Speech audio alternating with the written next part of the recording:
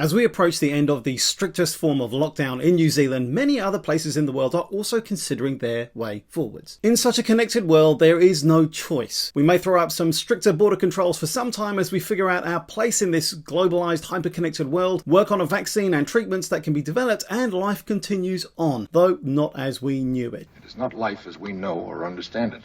As more people return to work, as we move from the rhythm we may have established over the past few weeks to a different beat, as a further 500,000 Kiwis head back to work, the short term seems relatively clear. Alert Level 3 here in New Zealand allows some businesses to start to open again, but it requires the same level of physical distancing as at Alert Level 4. This doesn't change. If you can stay home, you should, and limit the number of other humans you come into contact with as much as possible. But once we are 2 weeks into Alert Level 3, then comes a review. These reviews will also be happening all around the world. So what happens next? What about schools? What about retail businesses? What about people struggling to pay bills through no fault of their own? What next? There's no escaping the fact that uncertainty will continue. It's going to become a fact of life. So it's even more important that we understand what we can do as a society to support the most vulnerable of us, and also to understand what we can do ourselves and for each other at a community level to support us as we live through these uncertain times. Next, we're going to introduce an anxiety-inducing stimulus, measure your stress levels, and see how it affects your problem-solving rate. And good luck. I'm a pretty laid-back guy. Over the last 32 days, I have scripted, directed, performed and produced short daily videos to support our mental health and well-being. And a lot of these videos have revolved around two main themes. Firstly, structure. When all around you is uncertain and is making you feel afraid, we can organize our lives to make sure we do the things that make us feel better and we don't expose ourselves to things that make us feel worse. Routine helps, support helps, connection helps.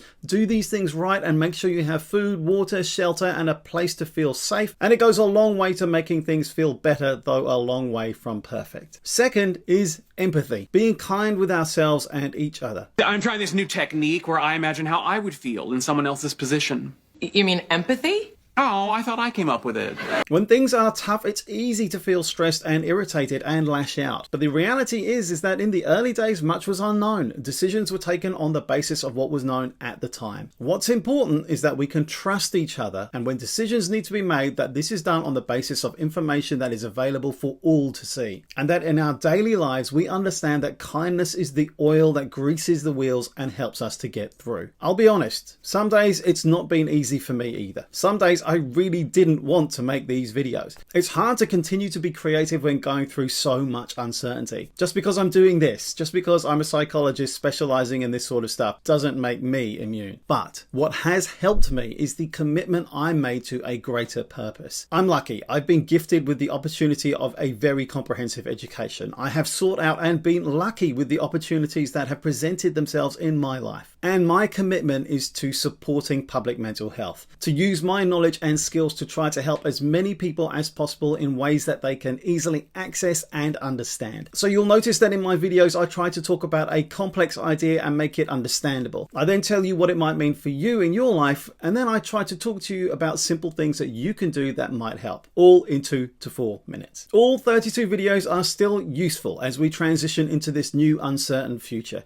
I designed them that way. So if you've just come across this video, please check out the others. Please share them with people in your organization, your community, your whānau, your family. But most of all, above everything else today, I stand proud to be a New Zealander. The way that we have come together with a commitment to use the only tools we have at hand to take giant steps towards eliminating the coronavirus from these lands is phenomenal. Make no mistake, it will be remembered and written and talked about for a long, long time to come. We are living through an event like no other in history, taking place in a globally connected world where information travels at the speed of light, even faster than the virus. And that's where our advantage lies, through information and behavior. Science helps us to produce the information which then shapes the decisions we make to do two things. First, to understand what behavior we need to adopt to shape how the virus spreads, to stop it from spreading. And secondly, to develop treatments and vaccines to deal with the virus itself. Let's keep developing the information. Let's structure our behavior and our lives to protect our most vulnerable, with our empathy and our commitment to a greater purpose. No one gets left behind in our changed world. We take the opportunity to make changes to ensure that existing inequalities